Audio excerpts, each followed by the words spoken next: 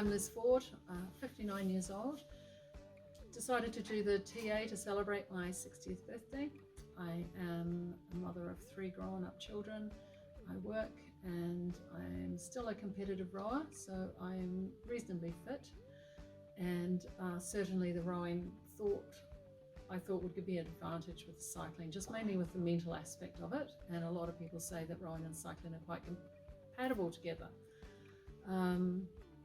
A friend of mine suggested the Te Aotearoa. I was looking for an adventure for my 60th birthday and it seemed ideal. I hadn't been to a lot of places in New Zealand and thought it would be fun. And then my next step was to find a group of people that I could do it with. I'm Tina Frantzzen. I'm 77 and mother of 2 children and grandmother of 2, one of whom is already engaged. Wow. And why did I do this? Because Liz asked me, and I've been on a big adventure with her before and it was quite something, the last one. I've always ridden a bike, loved riding, and I actually got my Melo Yelo bike a year before this big adventure and spent a lot of time on it, so I was well versed in riding it by the time we did the TA. Also a rower, and really was looking forward to this big adventure. Hey, I'm Martha DeLong. I'm 66, mother of 2, not a cyclist, although I used to do those Hutter and Hell 100 bike road races back in up Texas way, but that was about 30 years ago and probably haven't touched a bike since. And my first big road bike was a Bike Nash bar, so that'll tell you how old I am really. Basically a rower. The reason I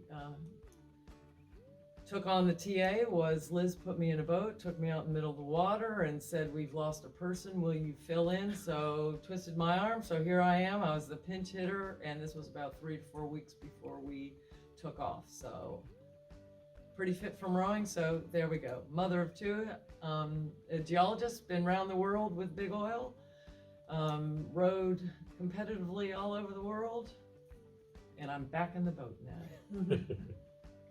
The way I came across Melo Yelo was one Sunday morning. I was down on the wharf at Devonport and there was a guy there with a bike, and on the front shaft it said Melo Yelo and had this little guitar label, and I talked to him about his bike. I loved this. I thought that was fantastic, the little logo. And he was in his 70s. He hadn't ridden a bike since he was a kid, and he had bought this Melo Yelo bike and he was absolutely loving it because it gave him the freedom to do things we hadn't done before, ride around everywhere. I don't know whether he was a local, but I thought, yeah, this is pretty cool. Look, and I liked the bike. I really liked the look of the bike. He had an Ascent. So I investigated Melo Yelo and the rest is history. Well, I know that the range, I've gotten 105 to 110 at the beginning, and that was almost using a full battery. By the end, towards the end, I believe I got 93 Ks on only using a quarter of the battery. So what really the improvement was not only fitness over that whole period of time, but understanding how the bike works and listening to the motor, and you can feel it. And so once you get in tune with that motor, then you can really ensure that that battery lasts longer and longer. And you know, you stay in 2 and you spin a lot. So, but it worked, and there was never a day that I ever ran out of battery out of the 30 days. The Melo Yelo team kind of rallied behind us. Graham, well, he set the bar quite high. He was just remarkable, and I feel like I owe him a debt. I've offered to help him with his organised tours. He just went beyond what was the call of duty of really what he needed to do, and as far as the support, actually instilling an enormous amount of confidence on us. That was one of the big things. He actually, when he was with us, sure, he was often just driving with us, but I went, okay, well, I can do this. Graham's here, he'll be able, and he was a really lovely man in that. And one of the other things too, the highlights for me with Melo Yelo, the fact that the agents came and met us at Mount Eden, that was that morning I woke up and I actually said to my husband, I don't think I can do this. We've just had 3 days. I was in a lot of pain.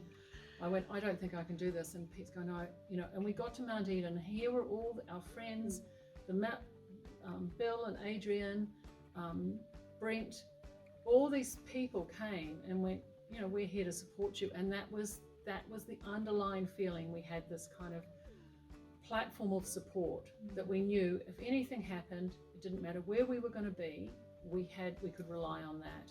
We get to Matamata, and Bruce and Nancy, oh my gosh, they were fantastic. They came and had dinner with us. They stayed well beyond their call of duty with us. We were tired. It was a terribly long day that day. That was the 128k day. But Bruce fitted a handle riser onto my bike. He saw me walking up at 6 foot tall and went, I know exactly how to fix the problem. Put a riser on my handlebar, transformed my trip. It was fantastic. And he just sort of, he checked different parts on the bike. Yeah, and he also was very responsive to the fact that I had him change position of things on the handlebars. The throttle I never touched at all. So I needed some things flipped on the handlebar, quick done. Yeah.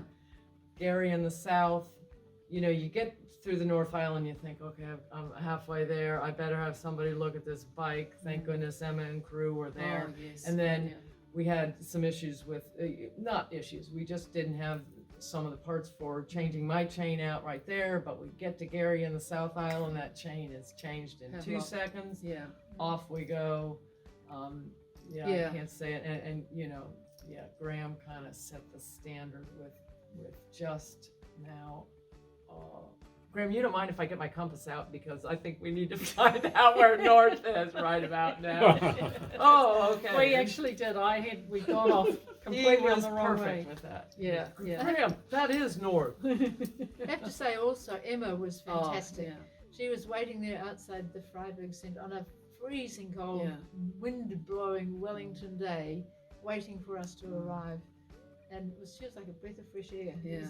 Just looking at all the bikes, Yeah. checking things out, getting a mudguard for Liz, because she had lost her front mudguard. And just twice, yes. Just really wonderfully helpful. Yeah. And patient, waiting for us. Yes. And just the level of enthusiasm too, Graham and Invercargill, everyone was excited. And Reg, who Reg had a bike for us to ride, so Cynthia could ride the last one down to Bluff. 4 of us, so 4 of us riding. Amazing. Yeah. And it's just provided such a level of kind of reassurance that, you know, there are certain things that you can get from bike shops. You know, there's the mechanical side, but just knowing that I could phone someone or put a post, you know, if we had to, we could put a post on Facebook, that we could get some help or support. And you just can't underestimate that. And the fact that everyone's kind of related in the Melo Yelo family, you knew that if someone couldn't do it, well, as with Emma, that Gary and Havelock could. So we went straight to see him. Yeah, for me, behind the scenes was Mr. Bill. Oh, yes. Because he was like, text, what do you think about this? I would text him and say, okay, whoa, look what we did today. We covered this, and the battery's getting better. He was addicted to I'm sure he wasted a month of work. I don't think they got any productivity out of him at all. He and Bill was Adrian Martha's therapist. he was. We're both there, not only for technical things, but to talk about the spin. You know, knew that that's what we needed to do. Little tweaks here and there, but I mean, it was almost, dear Bill, today is day 6. Yes, I'm ready to give it up. But no, there was that support, that emotional, mental, physical, you know, kind of support that also came from, Bill and Adrian. I don't know what to do without them.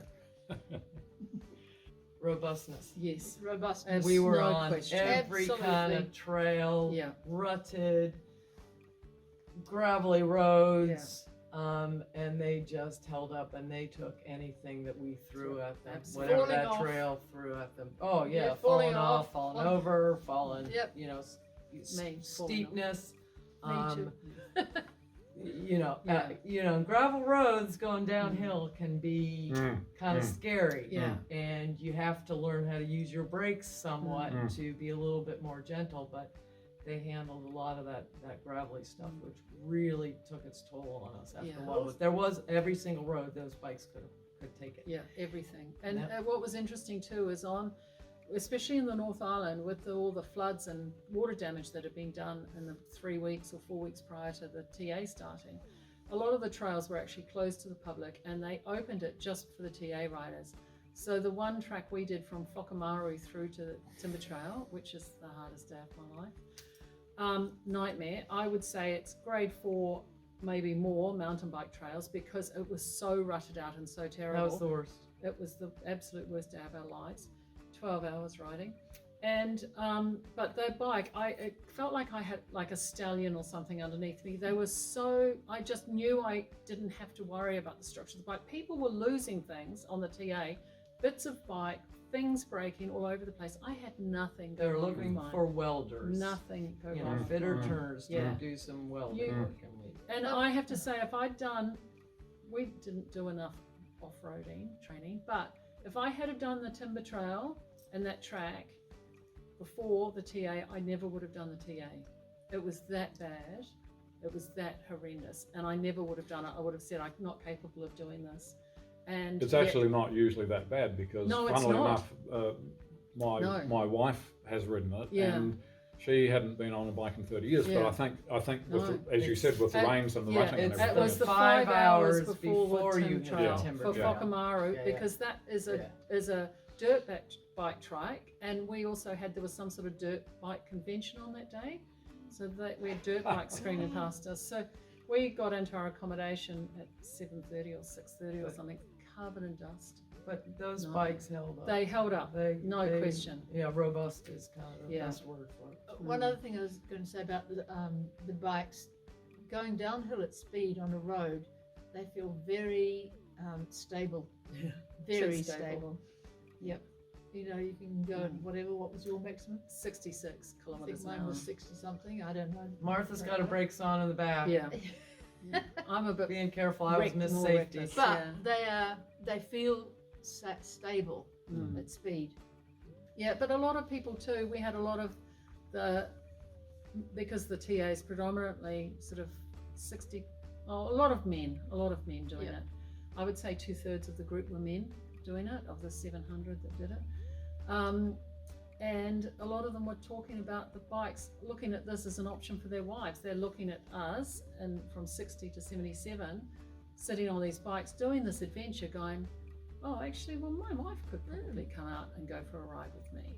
And so a lot of men talked to us about the bikes. After years of playing basketball and skiing and rowing, I don't have very good knees. And what I found on the Melo Yelo bike and riding that and riding 3,000 kilometers on it, I actually have, and when I came home, no knee pain at all, actually. It's really, really helped it. Yeah. You can ride them. I've got 2 hip replacements, so this should not be a barrier for anybody riding a bike like this. There's a good time coming, you can feel it in the air. We can all go riding anywhere. Just mad about e-bikes. Melo Yelo.